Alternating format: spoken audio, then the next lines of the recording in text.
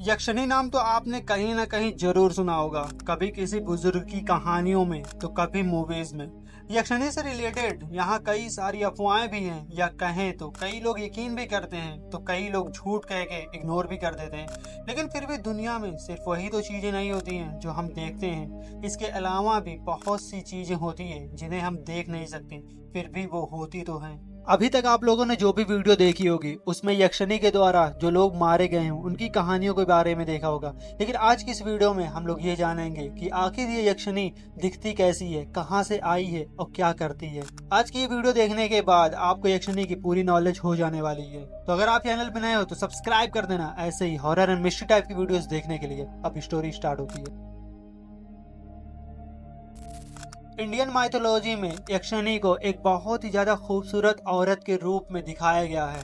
जैसे कि यक्षिणी के लंबे लंबे बाल, उसकी बड़ी बड़ी आंखें और चमकदार उसका बदन। यक्षिणी की शकल सूरत बहुत ही ज्यादा अट्रैक्टिव है, कोई भी उसको देख के उसकी तरफ आकर्षित हो सकता है। लेकिन जो भी उसके चक्कर में गया वो समझो बेवकूफ ही होगा। यक्षिणी के पास बहुत सारी पावर्स होती हैं, जैसे कि शेप शिफ्टिंग करना, एक खूबसूरत औरत से लेके वो एक भयानक मॉन्स्टर तक अपना रूप बदल सकती है। दुनिया के कई कोनों में कई लोगों का सामना यक्षिणी से हुआ भी है। यक्षिणी से रिलेटेड कई सारी कहानियां भी सुनी होगी आप लोगों ने। कोई कहता है यक्षिणी गॉडेस है, कोई कहता है कि यक्षिणी वो औरत है जो ब्लैक डार्क मैजिक करते करते यक्षिणी बन जाती है। एक बहुत ही फेमस अनसॉल्व्ड स्टोरी है। कहा जाता है कि आज से कई साल पहले एक गांव रक्ता बीजा यक्षिणी की वजह से श्रापित हो जाता है और उस गांव की एक मंदिर भी इसी श्राप की वजह से बंद करवा दी गई होती है, क्योंकि वो मंदिर भी उसकी वजह से श्रापित हो गया था। और उसी से रिलेटेड कई बातें भी अक्सर सामने आया करती हैं। कई लोग अफवाह कह के भूल जाते हैं। एक फ्रेंड्स का ग्रुप होता है जो रक्ता बीजा में इसी यक्षिणी के लिए आया होता है। वो कई लोगों के पास जाता है और उसी श्रापित गांव में वो यक्षिणी के बारे में पूछताछ करता है। यक्षिणी के बारे में सुनने के बाद वो फ्रेंड्स का ग्रुप थ्रिलर के लिए वो सभी डिसाइड करते हैं कि मिडनाइट में वो लोग भी यक्षिणी को एक्सप्लोर करने बीच जंगल में जाएंगे। रात होते ही जब वो लोग जंगल के बीच जाते हैं तो उन्हें एक मंदिर दिखता है जिसके पास तालाब था और उसमें कई सारे कमल खिले हुए थे। वो लोग जब मंदिर के और ज्यादा अंदर जाते हैं तो उनको एक बड़ा सा पत्थर मिलता है और वो सब मिलकर उस पत्थर को हटाते हैं। जैसे ही वो लोग पत्थर हटाते हैं वो देखते हैं कि एक सीक्रेट चेम्बर है जो कई तरह के जादू से बंद किया हुआ है और वो लोग इसको मजाक में लेकर अंदर चले जाते हैं। अंदर जाते ही उन्हें वहां नीचे पत्थर की गुफा दिखती है जिसमें बहता पानी, कई सारे फूल, लेकिन बीच में एक अजीब तरह की मूर्ति। वो लोग सोचते हैं कि ये किस चीज की मूर्ति है और ऐसी मूर्ति को कभी नहीं देखा। ये सारे दोस्त ये सब चीजें अभी देख ही रहे होते हैं कि तभी गाँव वालों की आवाजें आने लगती है और इन सबको मालूम चल जाता है कि गांव वाले समझ चुके हैं कि हम लोग इस जगह पे आए हुए हैं। ये लोग जल्दबाजी में वहां से निकलने का डिसाइड करते हैं। जैसे ये लोग बाहर भागना शुरू करते हैं तभी वो लोग देखते हैं कि उनका दोस्त रोहन वो तो नीचे ही छूट गया है। तभी उनमें से एक दोस्त उस रोहन को लाने के लिए नीचे जाता है और वो देखता है कि रोहन उसी मूर्ति को पकड़े हुए खड़ा हुआ है और वो बिल्कुल शांत होता है। ऐसा लगता है कि रोहन किसी के बस में हो चुका है। वो लोग उस रोहन को तुरंत से वहां से लेकर भाग जाते हैं और अगले दिन से ही रोहन बहुत ज्यादा वियर्ड हरकतें करने लगा। कभी कभी वो अचानक से एकदम तेज हंसने लगता तो कभी कभी वो अपने आप से ही बातें करने लगता था और उसी के साथ साथ रोहन बहुत ही ज्यादा तेज कभी कभी डरने लगता था।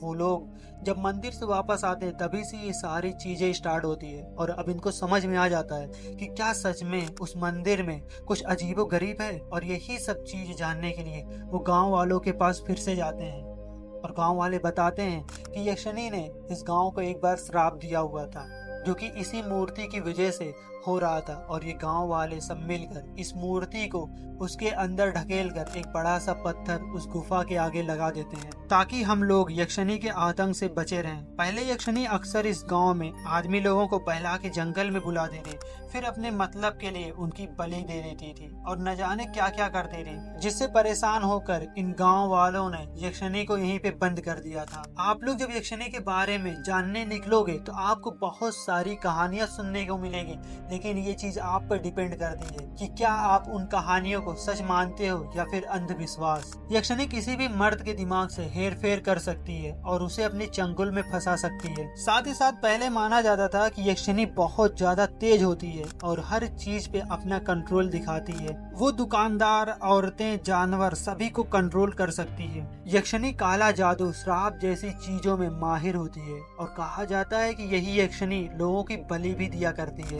और इसीलिए यक्षिणी लोगों को झांसे में लेती है। और बलि देने की असल वजह है काला जादू, जो बलि मांगता है और काले जादू की वजह से ही वो इतनी पावरफुल होती है। पहले हम ये जान लेते हैं कि आखिर में ये यक्षिणी वर्ड आया कहाँ से। यक्षिणी वर्ड यक्षोन एक संस्कृत वर्ड है जो पहली बार 1500 बीसी में ऋग्वेद में मेंशन हुआ था।